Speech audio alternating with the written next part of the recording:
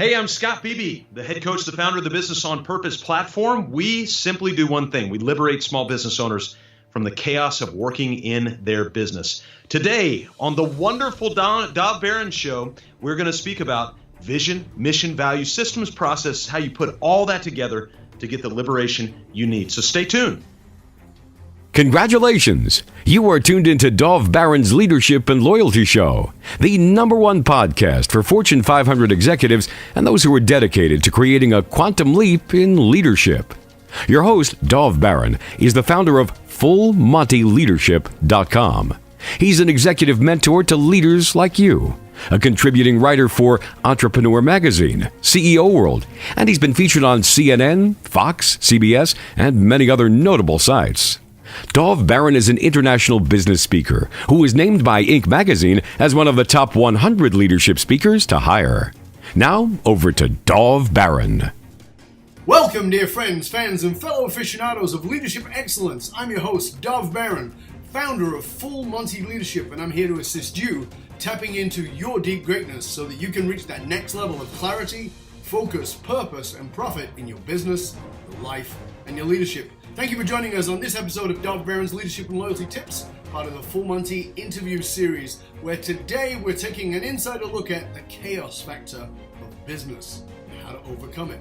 If you're a new listener, new viewer, thank you for joining us. Strap yourself in. We're about to go full Monty. And if you're a regular, big thank you to you for making us the #1 podcast globally for Fortune 500 listeners. We are grateful also to Inc.com, who cited us as the #1 podcast to make you a better leader.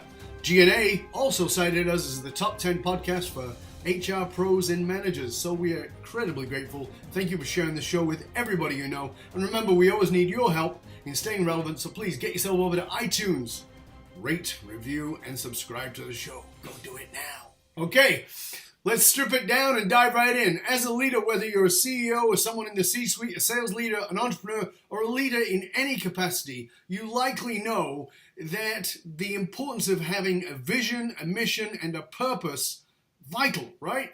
But how do you get through and systemize the day-to-day meetings that suck up your time and make it seem impossible to stay aligned with those things, with the vision, the mission, and the purpose? Well, stay tuned because you are about to find out. My guest today is Scott Beebe. Scott is the head coach and founder of the Business on Purpose platform and the Business on Purpose podcast. Scott spends all of his time in business doing one thing: liberating business owners from the chaos of working in their business. Ladies and gentlemen, please put your hands together and welcome Scott Beebe. Welcome, sir. Dov, what a delight. My goodness, the crowd, you've got the ambiance, the stages. This is incredible. Thank you for having me on. It's good to have you on, man. I was looking forward to it.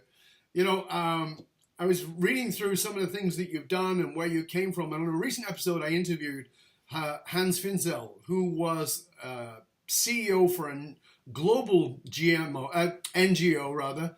And we talked about NGOs and how often they're run very differently than other for-profit organizations.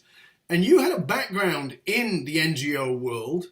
So tell us a little about that and how that springboarded you into what you're doing today, because what you're doing today seems very different.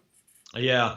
You know, Dov, there's so much synergy when you're in the middle of it, when you're behind the curtains, when you're seeing all of the things that are swirling around. And so for, let's see, at the time of this recording, it's been about 20 years that I've been out of university and in the professional realm to some extent. And so the majority of that time has been in for-profit sector.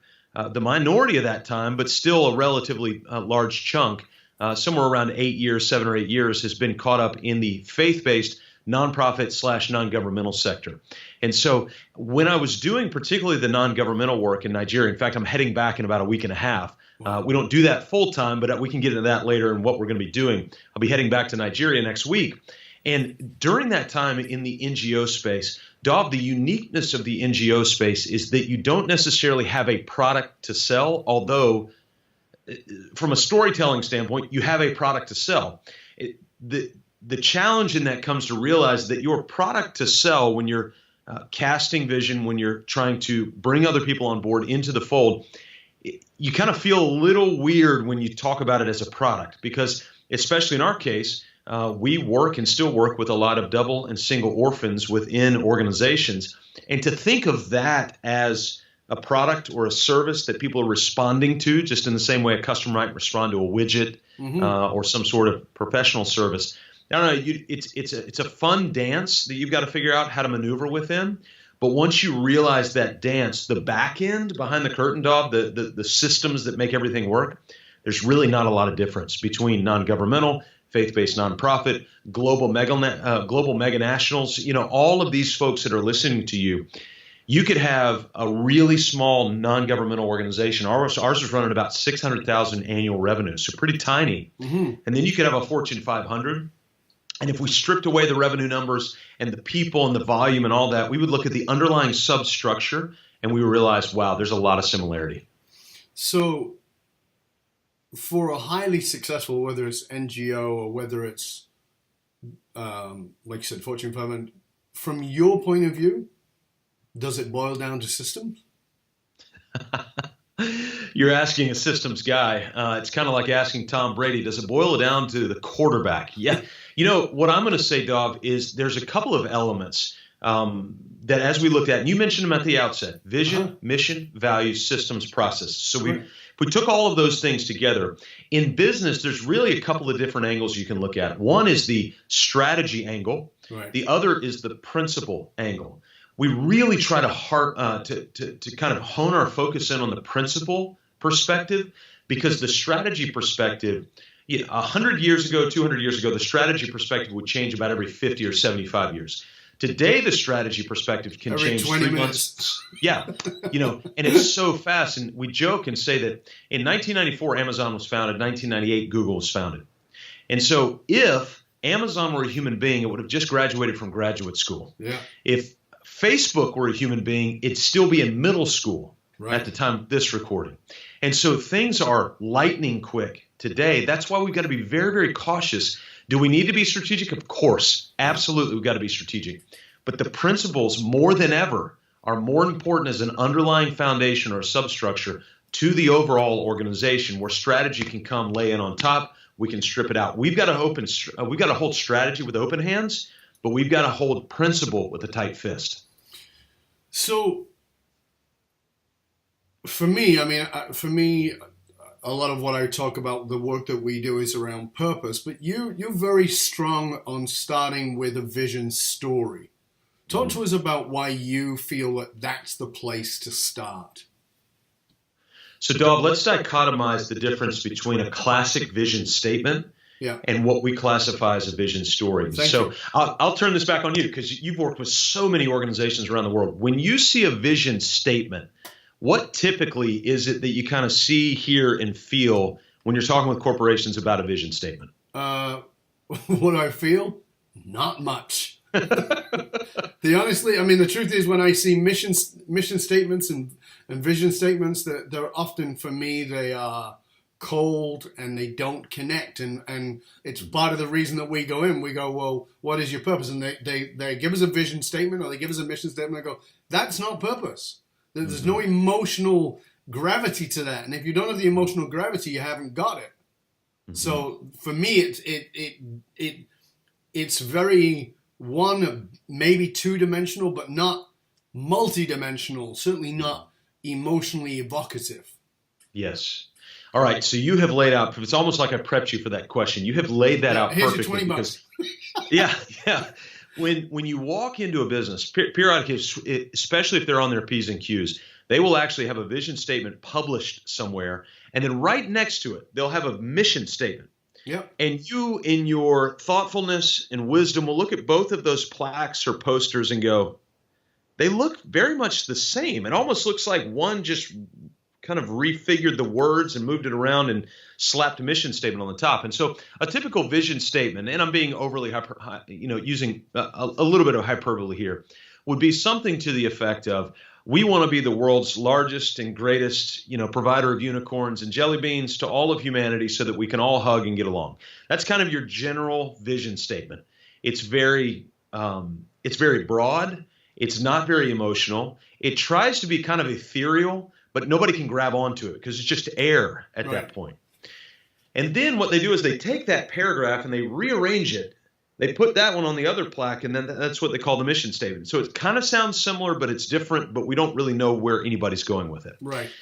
So what we've done is we've tried to really allow the vision to become a story. I'll explain that in a minute. Mm-hmm. We've allowed the mission to become a distilled version, a drop of this larger story, and I'll explain that as well. Mm-hmm. And then a third element, most people call values. We actually refer to them as unique core values.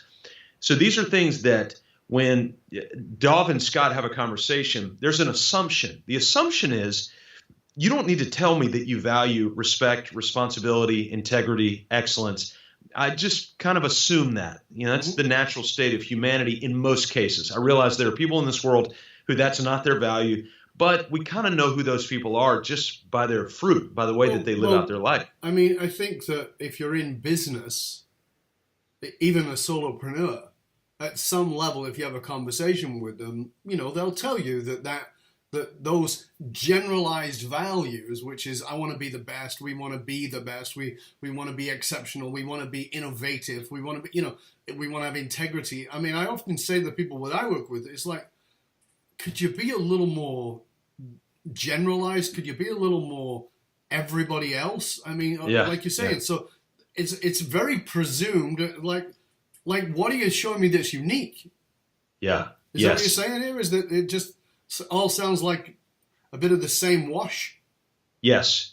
And so when you look at the same automobile or the same house, you go into a neighborhood and all the houses look the same, none of them seem unique. And you realize the beauty of a household is that you can find the uniqueness inside the household. Right. And so what we try to do is if we line up a bunch of small businesses or mid-sized businesses or large businesses, we look around, they kind of all look the same. Mm-hmm. Large business is going to have a large building with a lot of people, and small business may not have a building at all. They're going to have remote people. And so they all kind of look the same. What I need to know is what is it that you value that I don't? And just because you value it doesn't mean that it's wrong. It's just something that you're willing to die on the sword for that I'm not. So let's go back to the vision story. Yes. The vision story and how we lay it out is not a paragraph. It's not a page. It's usually about 2 to 6 pages in duration of full detail. And so a vision story in our world, Dov, is a detailed snapshot of the future of your business. Mm-hmm. And we lay it out in 7 categories. So the first 3 categories, and I'll finish with the last 4 and see if you have any questions about these. The first category is the category of the duration or term. How far out do you see your vision? Now, again, 30, 40 years ago, we could have done a 15 or a 20 or 25-year vision. That's fine because not a lot changed. Now, we really recommend somebody not go further out than about 3 years because so much changes so quickly. And I want to jump in on that for a moment because I think that is, particularly those of us who are a little older, we've grown up with this idea of creating a vision that is for the next, I try to remember the big company that did it, they did a 100-year vision. Yeah. Right? But it's fascinating that you can't do that because the world is so dramatically changed. If you were in retail even 10 years ago and you had a vision for where you were going to be, it must have been blown to pieces by now. Mm-hmm. So, I love that you're making people pull back and say you're creating this long-term vision that is a maximum of 3 years. I think that's very astute and probably quite rare. That's why I just wanted to stop you there. I wanted to let people grasp that for a minute. Well, there is definitely a rarity to it. And there's also a feeling of being confined. And, business owners don't like to be confined. We don't, we just want to move. But the reality is there's freedom in the structure. There's freedom in the boundary. And so when we can lay a boundary on your vision story of 12 months or 18 months or whatever, then you kind of feel freedom to go, okay, so within 36 months, if I want to take this ship wherever I need to take it, then I know that there's a finish line in 36 months or 12 or whatever. So that's the first section. The second section is we move straight into what we call the family and freedom section. Now, this is where most people, Dov, will go, whoa, Scott, this is just business. This is just business. The problem is, you and I have talked about this before, but I want to make sure that everybody understands there is nowhere in human history or existence where there is a separation of business and life.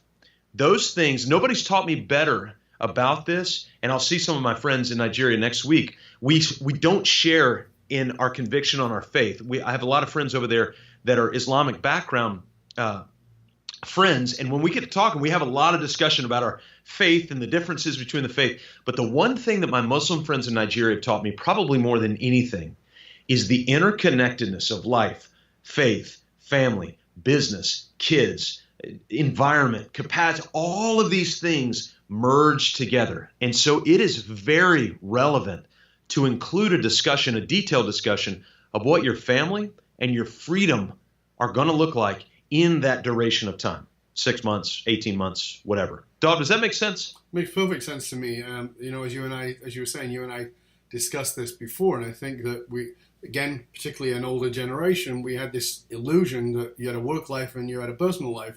And it's one of the things I love about millennials, because they're smart enough to go, the work-life balance idea is bullshit, because the truth of the matter is your work is part of your life. And if you're miserable at work, then it's going to affect your life.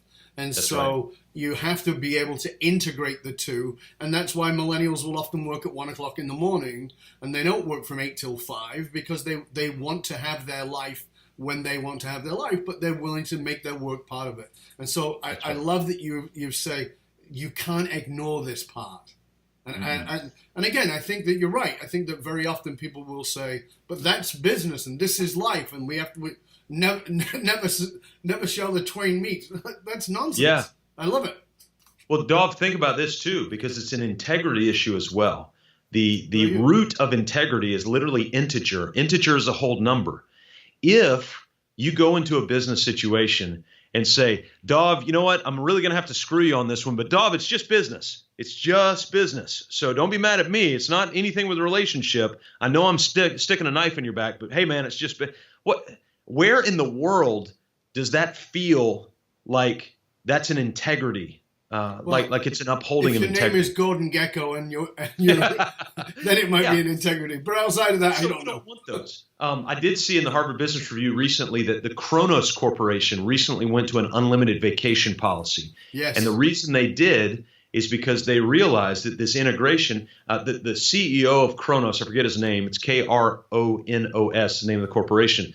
The CEO realized that his daughter had gotten a job somewhere, and when she was coming to their house for Thanksgiving or some sort of extended vacation, she was always on her phone or laptop working. And he went, wait a second, if my daughter, a millennial, is doing this, then what about my millennial employees? What are they doing while they're on vacation? And so instead of restricting them to this, 10 or 15 days of vacation, what they ended up finding in 1 year was they did an unlimited vacation policy. The average employee took 14 days before they had the policy.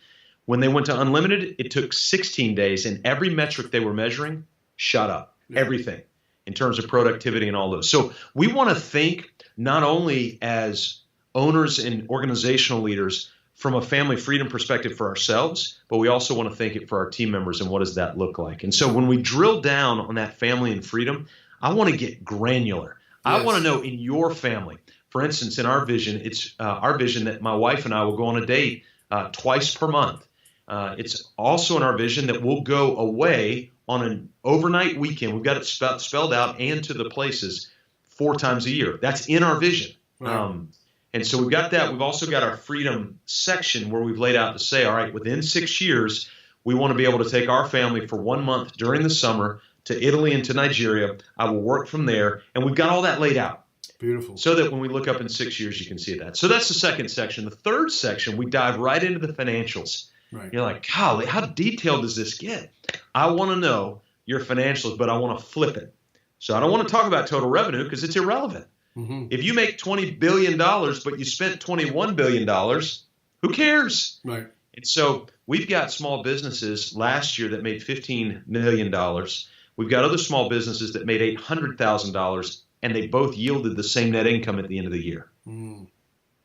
And so what we start with in vision is, what do you want your profit to be? We follow a methodology by Mike Michalowicz called Profit First. And what do you want your profit to be? Because once we determine your profit, then we can figure out your expenses to get to that profit, and that's going to naturally tell us your total revenue. And so we like to start with profit and then back into revenue, Because we've got a small business doing $44 million. Last year, we actually decreased their total revenue goal for the next year and increased their profit.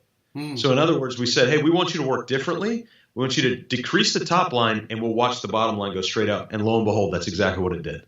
That in and of itself is quite fascinating, because I think that we're very impressed by those top line numbers. We like to say, well, we did 15 million this year, we did 150 million this year, whatever the numbers are, right? And it's very impressive, but but I think that we also live in and this is why I want to sort of push back a little bit. We also live in the time of Amazon showing no profit, and the owner is now officially, I don't know whether it's true or not, but the wealthiest man on the planet. So help us understand that, Scott, because that's quite a different way of looking at it. Yeah. So if you go back to 1997, Jeff Bezos wrote a shareholder letter, and I'd encourage anybody to Google it. 1997 Amazon shareholder letter. It will blow your mind. It is one of the most vivid pieces of vision story that I've ever read in real life.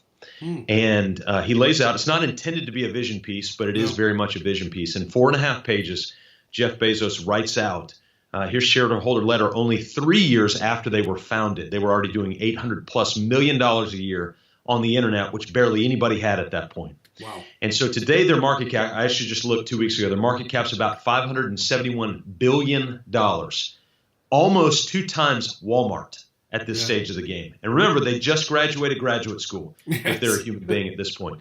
And so you've got Amazon. Now, Amazon's narrow brilliance was the fact that their reinvestment into the company was so high. Jeff Bezos's his net worth is based more on stock, share price, than it is necessarily on liquid asset and cash that he's got in the bank. So his net worth is not cash in the bank. It's liquid asset or it's stock valuation and all those sorts of things. But the reason that Amazon has been able to scale and scale and scale and scale, and why so many are following suit now to post limited, if not any profit at all, is because they are taking a massive share of that profit. They're paying off some debt to some extent, but they're also reinvesting into the business. Now, here's when you go to profit first, you've got to remember that your operating expense, you have to factor in reinvestment into that. All right. So you don't reinvest profits. We don't reinvest profits. We've got, actually, if you look at our bank, online banking, we've actually got 6 bank accounts for one business. We've got an all-income account, a profit account, an owner's compensation account, a tax account, an operating expense account, and then a travel account. Every 2 weeks, my wife, the CFO of the company, she flushes the all-income account out into those other 5 accounts at a defined percentage. And once the percentage goes into the profit account, it may not be used for the business anymore. All reinvestment has to go in the operating expense account. And so that's why we recommend going with this profit at the top kind of modality, then come back to the revenue. Because what you may find is you say, hey, I want to have a $6 million company or a $60 million company. And in reality, if you don't have a hold of your profit, you'll spend your time working yourself to the bone. And remember that family freedom section? You won't have any at all. No. And we want to make sure that the money you have funds, this is the reason we've got it laid out this way, the money you make in profit funds the family and freedom in that duration that we talked about earlier. Fascinating. It's definitely a different model, isn't it? Very much so. And you talked earlier, Dov, about systems and processes. Essentially, and I think you're starting to see this now, what we've done with Vision Story is we've simply processed it. That's it. We've put it, instead of this ethereal, grabbing unicorns kind of, whoa, I'm in this universe or whatever. Instead, we've put it into a methodical process so that an intelligent small business owner can just sit down methodically and think through, realistically, this is where I want to be in this amount of time. But I'm going to, again, just to challenge a little bit here, that I know I had this challenge myself years ago, which is, here's the vision of where I'd like to go, here's where we want to be, whatever it was. And maybe even doing the systematize, breaking it down into, here's what we want to do with personal time and, all the things that you've just discussed. But then becomes the particularly for a small entrepreneurial, not necessarily solopreneur, but a small business, can be, how the heck do we do that? Yeah. Right? Like, so I mean, you've now got it out of the ethereal. You've gone, okay, well, here are the pieces. That's great. But how do we implement that without wearing 15 hats each and working 29 hours a day in a 24-hour day? Yeah. All right, so let's dive into that, because now we're really getting into my world at this point. So I mentioned earlier about vision, but I also said mission and unique core values. Yes. And you know this as well as anybody else, Dov, is that what you say no to is as important as what you say yes to. Maybe more. But we've got to have an unemotional, objective platform by which to say yes or no. And so I'm going to get into the systems and processes here in just a minute. But in order to lay out your vision story in great detail, 2 to 5 pages, so we've got those first 3 sections, then you articulate your product and your service, you articulate the team that you're going to need to provide that product and service to generate that revenue, to get that family and freedom in that amount of time. Then we've got to articulate who's your customer, because you don't want to spend time talking to the wrong person.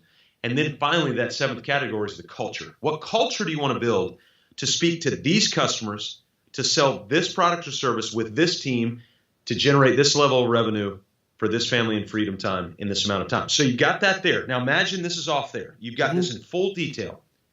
Then we distill that just like somebody does moonshine. I live in the southeastern part of the United States, so they take this big It's a natural metaphor. Yeah, it works for everything. They take a big vat of something, I don't even know what it's called, and they heat it up, and instead of a vat, it comes out as a drop. And from what I've heard, I've never had moonshine, but I heard it is big, like it will hit you hard. And so what the mission statement is meant to be, in fact, you may not even know it, but you shared mine earlier. Our mission statement, what we wake up to do, the one thing we drill on is to liberate small business owners from chaos. That's it. And so when people say, hey, Scott, what do? We liberate small business owners from chaos. And then I shut my mouth, which eventually leads to this question. How? Now we can have a conversation. And so they've taken the drop of the mission statement. So now you got your vision, your mission, and then those unique core values. 3 to 5 descriptive words, again, not respect, responsibility, whatever. But for instance, I'll give you some of ours. Automated strategy is a unique core value of ours. Work is faith is a unique core value of ours. And so when a decision comes up, now we've got these 3 objective pieces, our vision story in great detail, our mission statement that's more emotional, that you're talking about the emotion earlier, and then the unique core values, which are very methodical. Now we take that decision, and so Dov calls me today and he says, hey, I'm looking at starting a joint venture business so where we can do X, whatever that is. Let's say you and I wanted to go into live events business for Fortune 500 companies and their teams. Hey, I'm looking to do that. The first place I would go, Dov, is not go, boy, that sounds neat. Dov's a cool guy. First place I would go is my vision. Does this fit our vision? Second place I would go is this going to liberate small business owners from chaos? Third place I'd go is our unique core values. Does it impact on our value of automated strategy? Does it impact on our value of relentless learning? Does it impact, and I would go down the checklist. And we literally do checks and X's all the way down. If it doesn't make it past those first 3, we don't even bother with the systems and processes at that point. Does that make sense? That's brilliant. Yeah, I mean, I think one of the things I've talked about is SOS. Spoke about this from the stage, and SOS is shiny object syndrome, right? That, particularly if you're an entrepreneur, you've probably got a serious case of SOS. The shiny object syndrome, you get pulled towards it.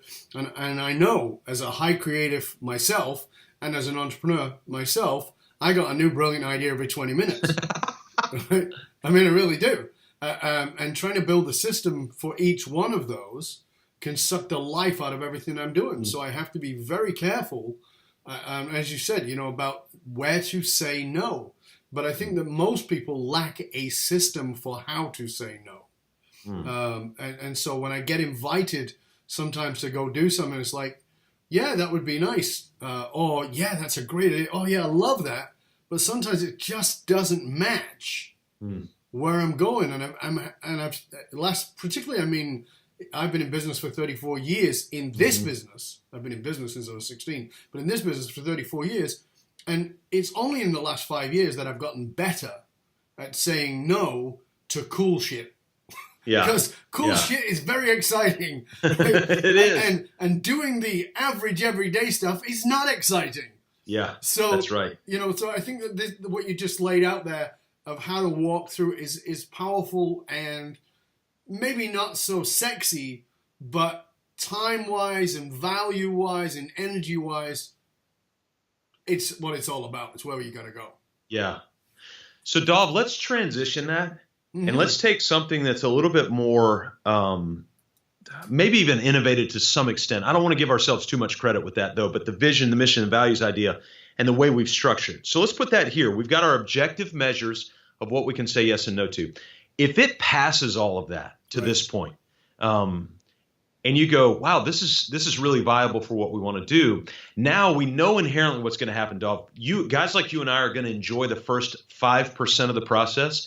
And then we're going to be miserable the rest of the 95% of the time that it goes into maintenance mode. Right. And so we've got to figure out, especially as entrepreneurs, how do we extract the goodies out of it?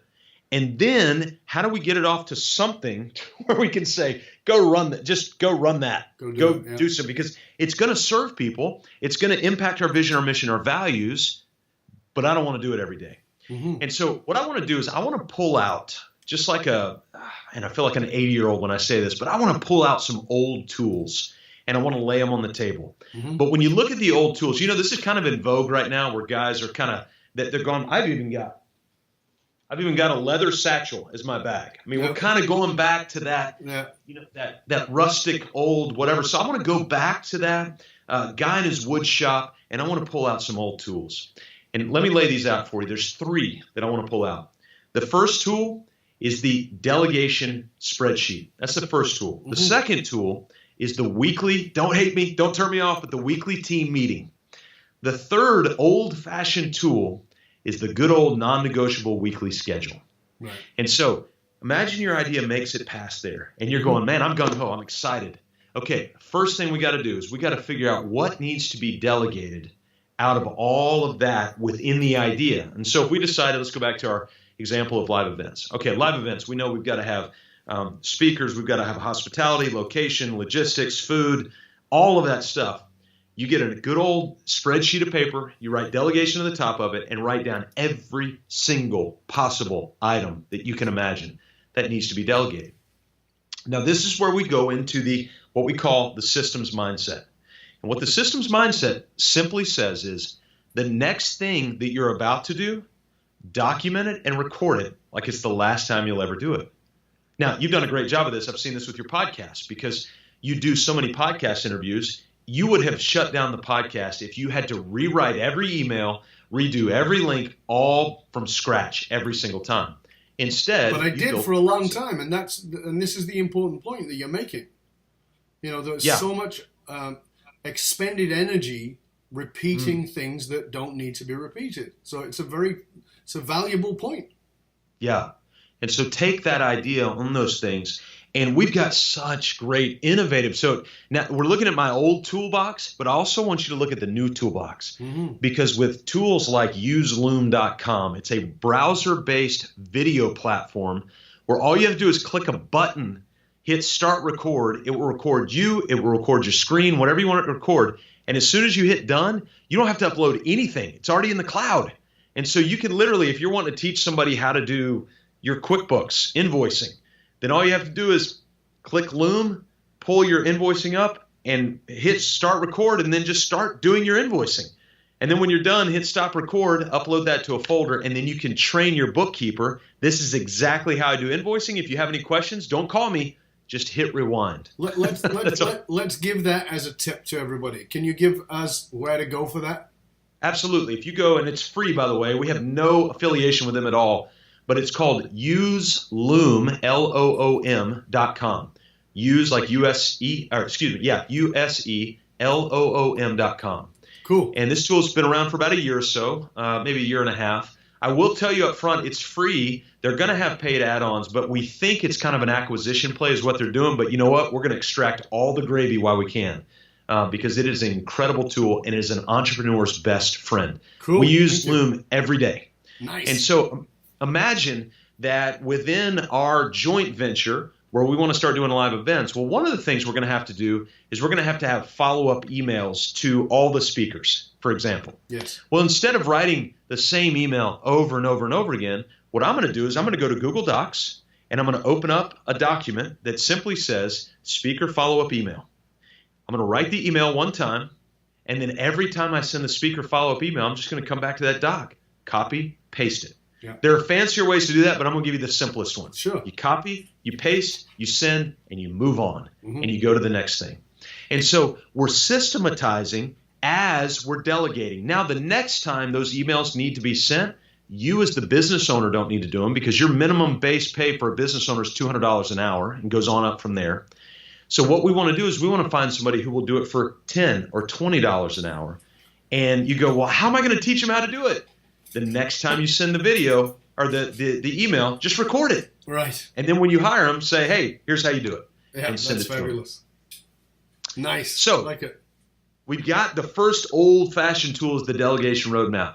And it'll take you some time. It's going to take you an hour and a half. Right. The question is, are you willing to put in the work? And that's the ultimate question. We'll come back to that too. The second tool is the weekly team meeting. And yeah, I know. Cue the screams. Exactly. Cameron Harold, who was, I think, the former COO of 1-800-GOT-JUNK, wrote a fantastic book simply called Meetings Suck. Yeah. And he's right. Now, here's where I'll vary from him just a little bit.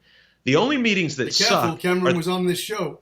Okay, yeah. I actually saw his name. I need to go back and listen to his episode with you. So here's where I'll deviate from him just a little bit. The only meetings that suck are sucky meetings.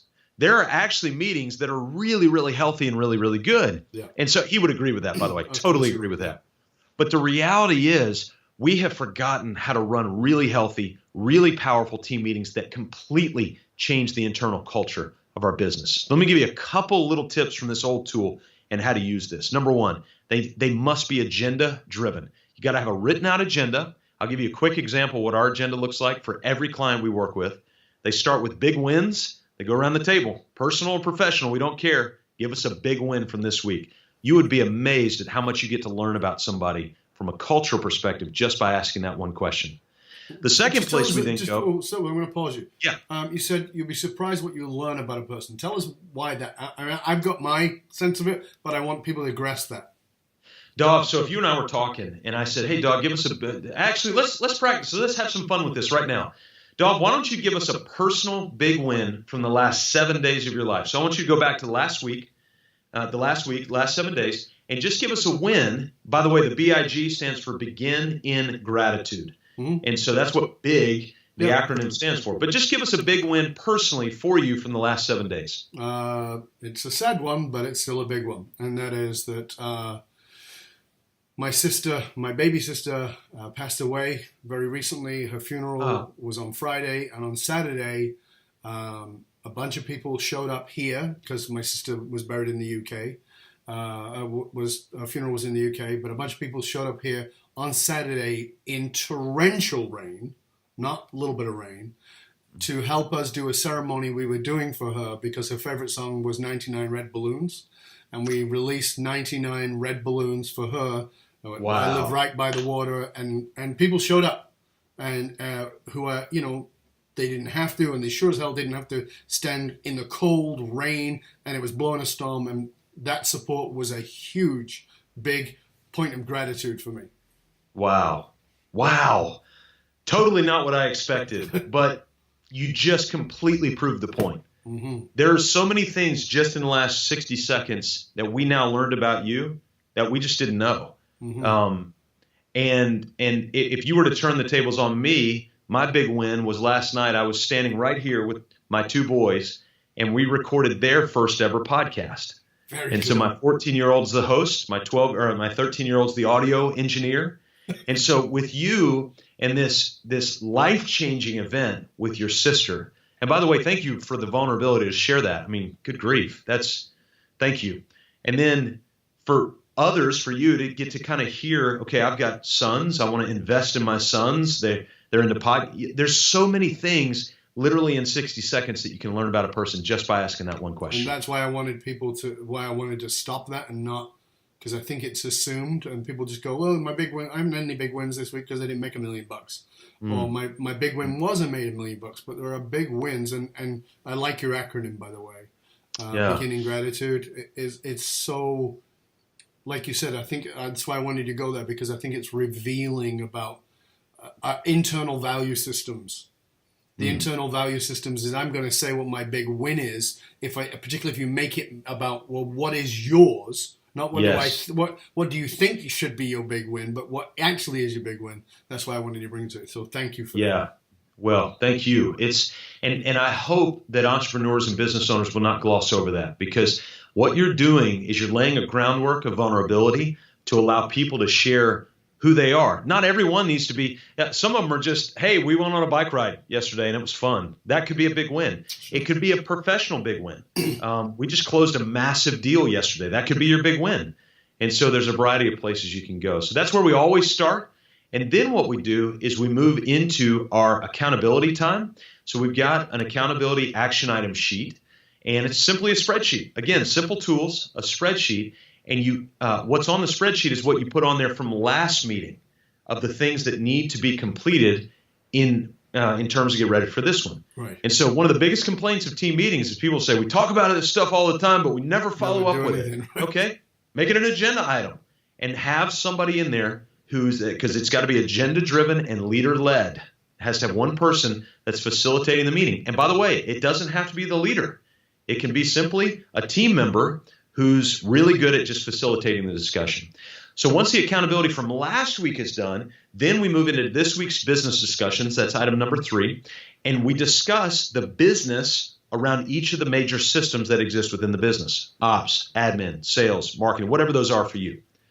And so that guides the discussion. Then we come, fourth section, back to the action item sheet.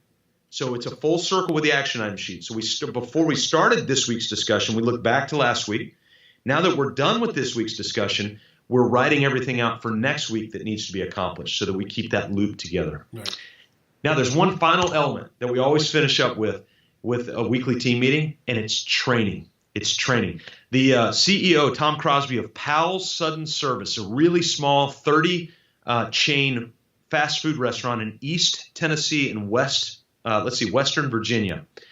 Tom Crosby was asked, they have about 1,000 employees. 90% of them are either part-time or teenagers. Fast food industry, turnover's horrific. Sure.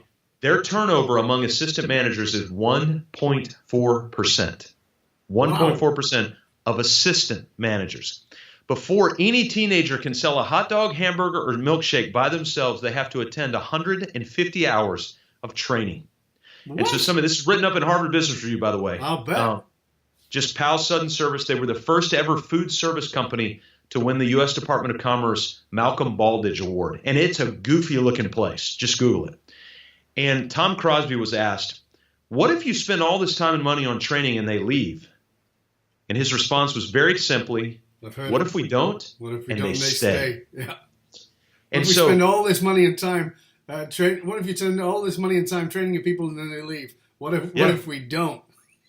And they stay. And they stay. Then you get every other fast food place, right? Yeah, exactly. Very limited training. Yeah. You got poor, all that. And so with that said, that story about 3 years ago really inspired me to incorporate training into team meetings. Mm-hmm. And that training time, honestly, Dov, shouldn't be any more than 5 minutes. Now, I know what's happening. CEOs, owners, entrepreneurs are going, what do we train on? Oh, let's rewind the tape. Do you remember that little process we just built a few minutes ago with the video tutorial? Mm-hmm. Just play that. That's it. Just play that. And then if there's not a process made for something that needs to be done on your action item sheet, build it there together. Build it right there in the room. That's your training time. Right. And so use that. So big wins, action items, business discussion, action items again for next week, and then training time. Fabulous. If business owners can do that once a week, from here on out, they will change the game of the business. Old tool, completely refreshed, and really what's going to require is effort and intentionality at that point. Wow. This is very inclusive, very thorough. You said you're a systems guy. Have you always been a systems guy? Is that do you feel like that's your nature? Dov, I think, you know how sometimes, let's say somebody has a physical deformity of some kind, and in that deformity, what gets heightened is another sense that they didn't know existed. Right. For me, I'm a naturally highly unorganized guy out of the womb, very scattered, unorganized.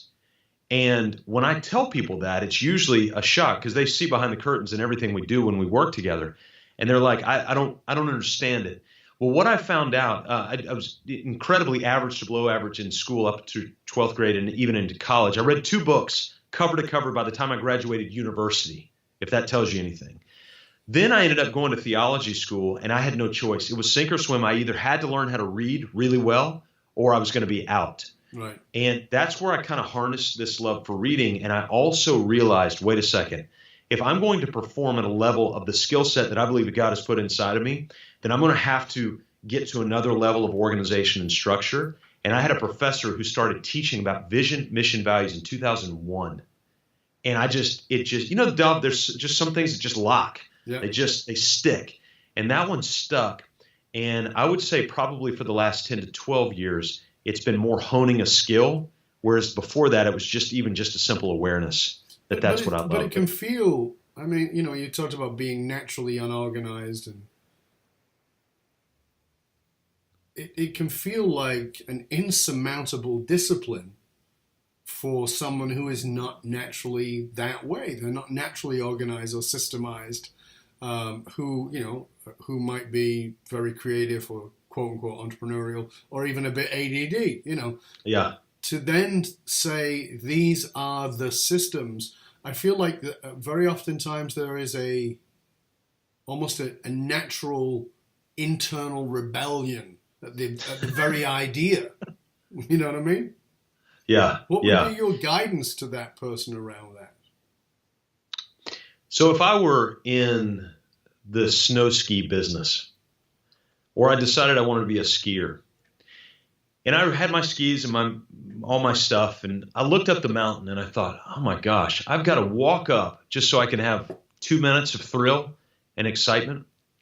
And then at some point, somebody went, wait a second, I can build a mechanism that has chairs and cables, has big wheels and motors, and I can get you up that mountain without effort in a fraction of the time so that you can join the downhill of what's going on.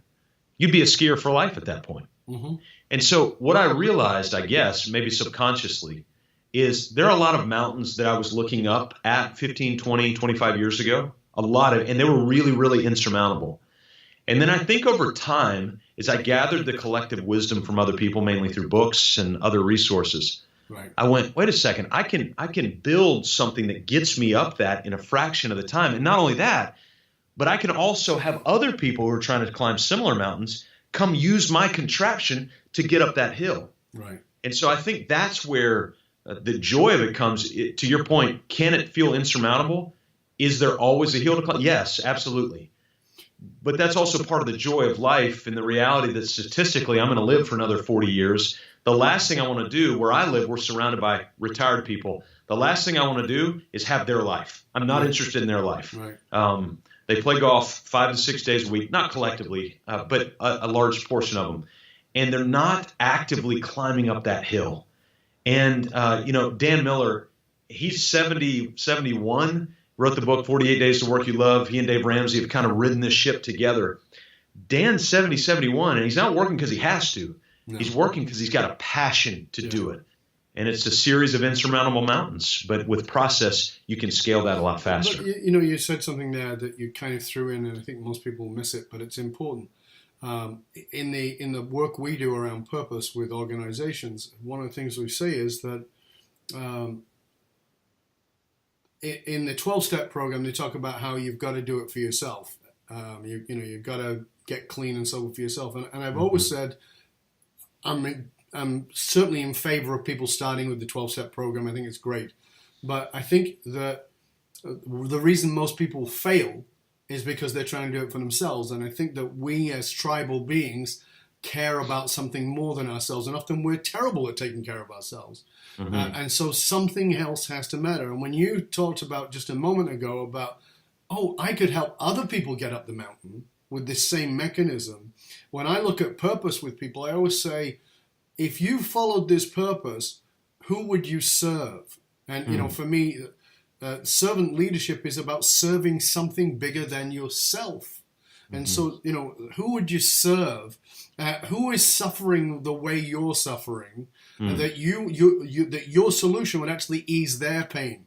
And I think that that's a very important piece, that can get us up that mountain, that can allow us to say it's worth the slog, because if not for me, then for those that I love, or for those that will travel my path. And I think that it's an inspiring piece. I love how you put that. And obviously we share common sentiment in the idea of purpose and what we're looking to build into people.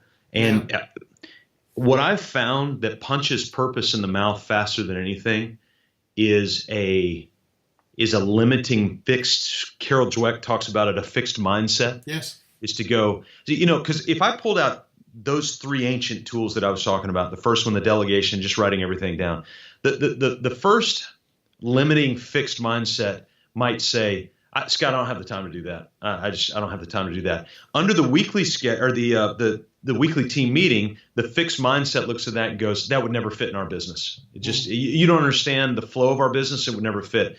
The third ancient tool that we've not even talked about is the non-negotiable weekly schedule.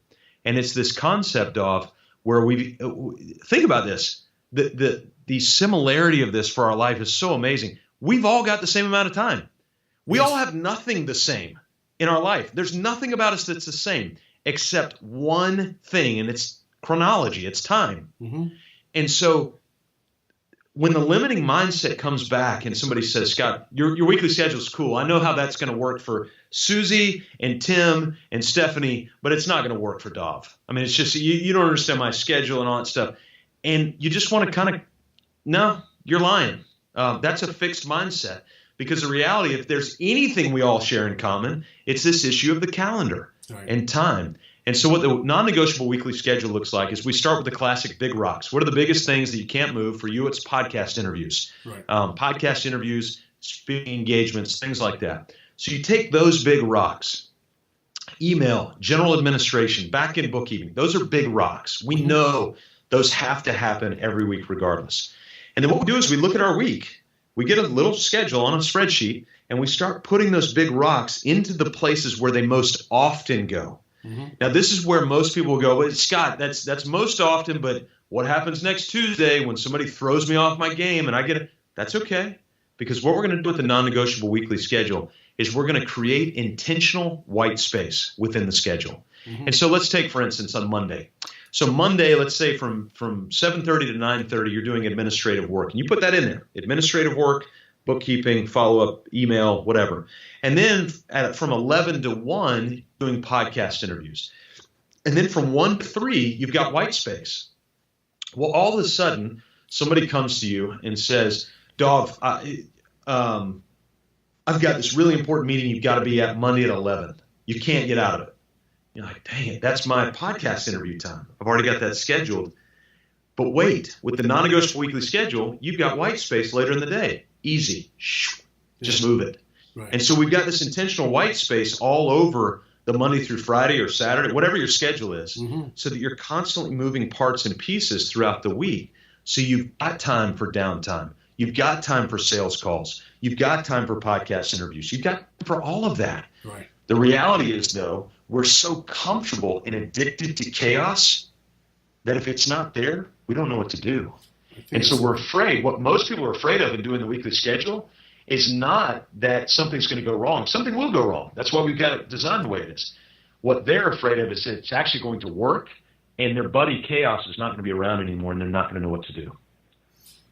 It's very true. People are very addicted to chaos. I know I've had those moments myself. So, Scott, this has been great. We're coming close to the end of the show, and I want to ask you this. If there's one thing that you would really hope that our listeners, our viewers would get, one practical tool, if they would go away and put it in action in the next 24 hours, and certainly in maybe a business week, 5 days, what would be the one thing you would want them to get out there and do? I'm going to ask for an investment of 2 hours. Okay. And I'm going to make this real simple. If you go to mybusinessonpurpose.com/vision, what we've done is we have taken our entire vision tutorial. It's the very first step we take every client through. Nothing is held back. The entire tutorial and the entire template, it's all available for your download. All you have to do is put in your email address, and you don't even have to wait for 6 emails to come out. It will pop right up, and it's going to be right there. Here's the only thing we'll ask is that you're ready to invest up to 2 hours. You have to have about 20 minutes to watch the tutorial, and then we want you to commit to another hour and a half to sit down, write out your vision story. I know we talked about a lot, vision, mission, values, processes, delegation, weekly schedule, all of that, but focus on the vision story because the proverb is true, Dolph, where there is no vision, people scatter. Right. And there's also a Jewish quote that I love. It says, write the vision down so that those who read it may run. I think there's real power in physically writing your vision down, either on a word processor, by hand, whatever. But there's real power in that because at that point, now you and I get to decide if we're running towards their vision or if we're running away from their vision. And so there's real power in that. But that would be the one takeaway. Go write down your vision story. That's very generous. Please give that URL again. Yeah, mybusinessonpurpose.com/vision. And I promise we won't hound you. We really want you to have this clarity. Fabulous. I'm going to make sure that we post that. So actually, let me just type it out again. So my business, right?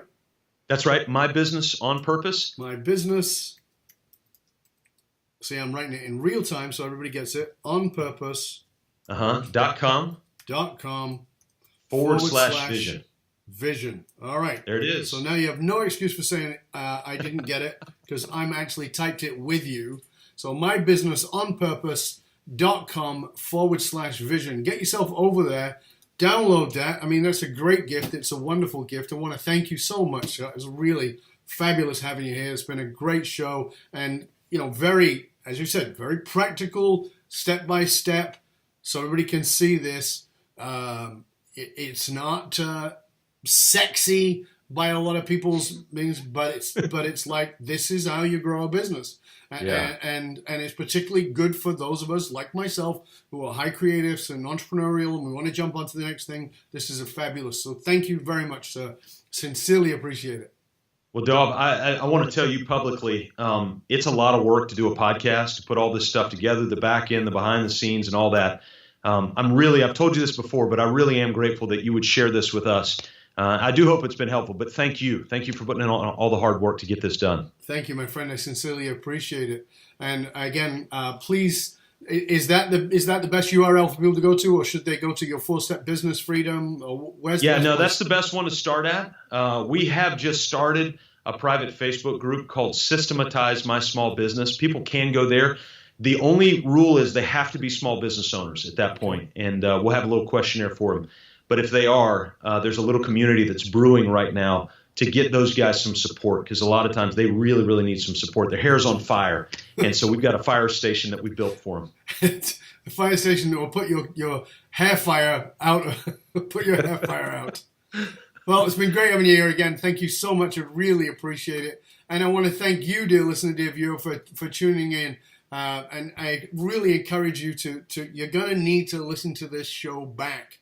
Don't just have it on in the background. I have said this to you on all the shows. You need to listen a couple of times so you can take some notes because there's so much, certainly in this show particularly, that could easily sort of go under the radar and easy for you to dismiss, and have that open mindset about the growth mindset so that you can really put this in action. And remember, the research consistently shows that one of the biggest challenges facing even the most successful companies can be somewhat counterintuitive in these fast-growing companies often hit a point where they realize that they're spending a fortune attracting, training, and developing their talent, but they're also having their talent leave them at an alarming rate. If you're sick of investing in the training and developing of your talent, only to have them leave you before you get a return on your investment, then come talk to us at fullmontyleadership.com, where we provide you with the essential leadership skills to rekindle and amplify the hidden loyalty assets inside of your organization by tapping into purpose.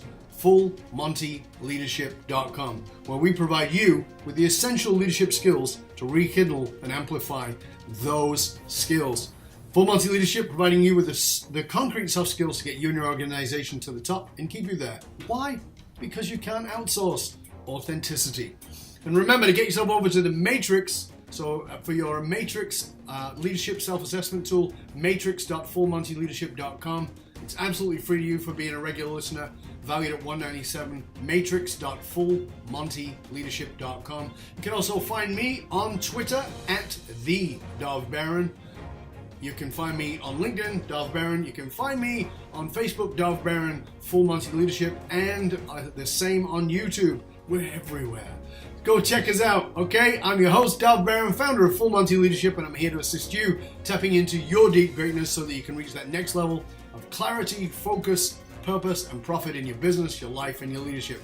Till next time, stay curious, my friend. Stay curious about how you might be creating way too much chaos and what you can actually do to systemize to make yourself more profitable and more effective. Till next time, this is Dov Baron, and I am out.